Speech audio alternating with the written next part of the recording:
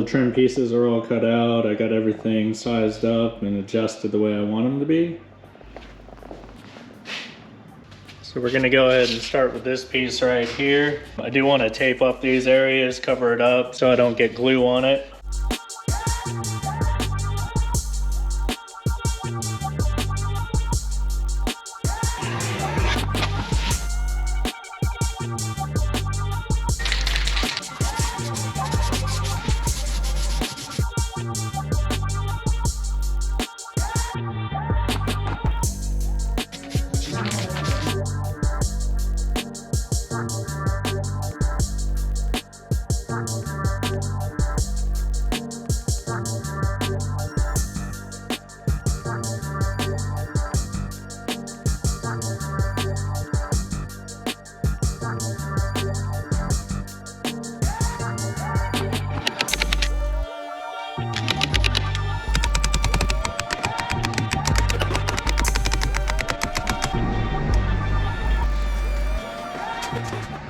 So out of all the panels, I think this is probably the hardest one to wrap. Hopefully everything is downhill from here. Just gonna go ahead and work on these two pieces just because they're so straightforward.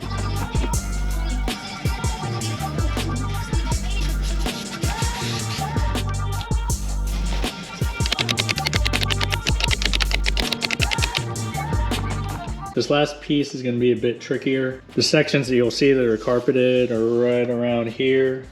I'm just going to let the carpet go behind these two side trim pieces, but it's going to be different with the middle piece because I don't want the carpet to show up in between the trim and the main panel. I want to be able to paint this inner part black to match the rest of this trim. It's going to be a gloss black, but I want to make sure I don't get the paint in other areas, especially on the LEDs on the other side. I got everything masked off that I don't want to have paint on. Cut a little bit extra in the tape just so I can get a little bit of black in there, just so there are no gaps between this piece and the other piece. I'll be using shellac base for the primer because the paint soaks into the MDF, so this is supposed to prevent that.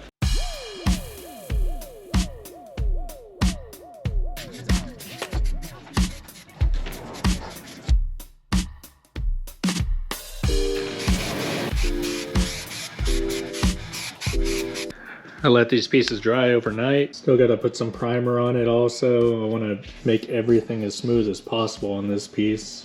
And then this is what we got with the front panel. Gonna go ahead and get some spray glue on here and then put the fabric on it. I'll put the front piece of trim on here and then I'm gonna trim out these areas so we can get this place bare and then carpeted all around this other area.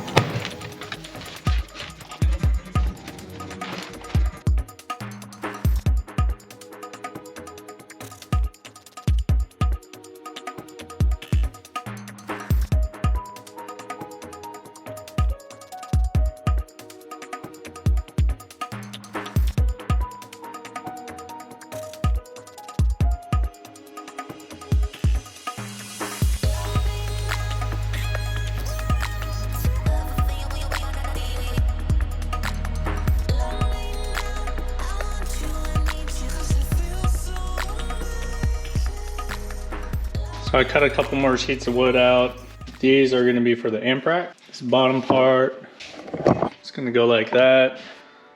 So you have the amp right there, line output converter, and then we'll have the wiring coming from these distribution blocks, which will be mounted on this part. So we can get them run to the amp that it needs to go to. Leaving some extra space here in case we're gonna add a 4-channel amp.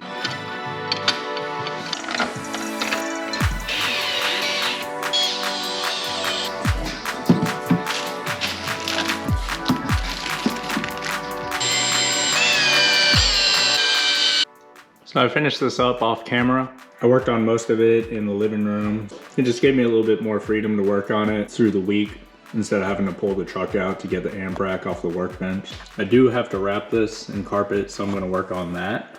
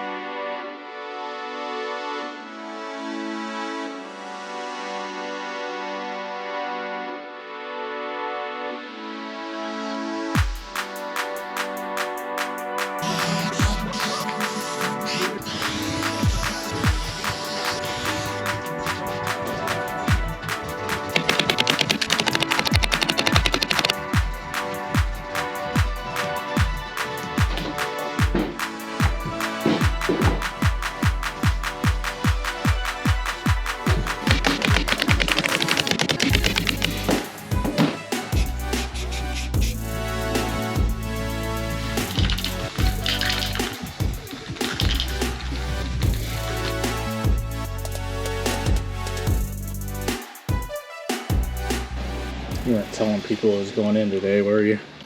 No. No, I told Chris that we were trying to get it put in this weekend. Because he was like, is your system in yet? I was like, no.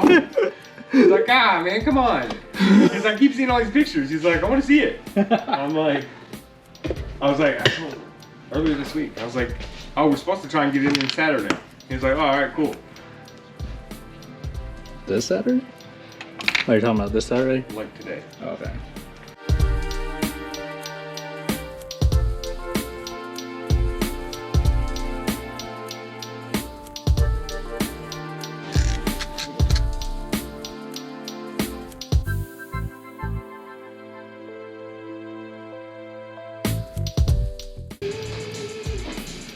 That is a big subwoofer.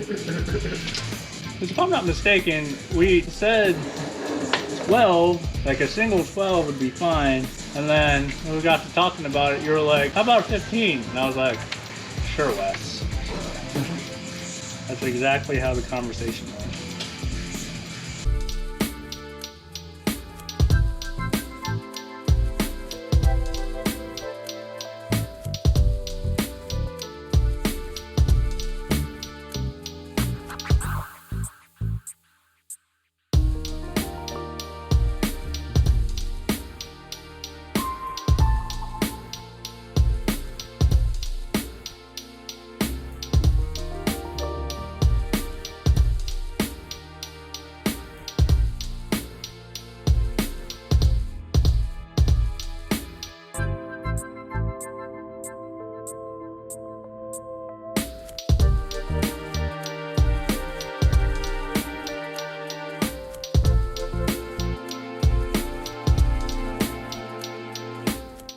So if you follow my Instagram or my other socials, you know that this project's been done for a good while. I just now had time to get all the videos edited.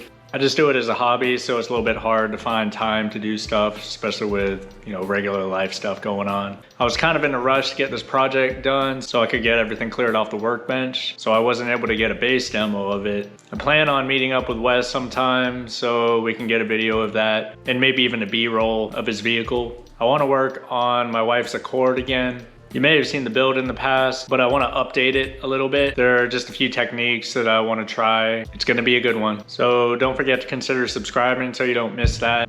And thanks for watching, and we'll see you in the next one.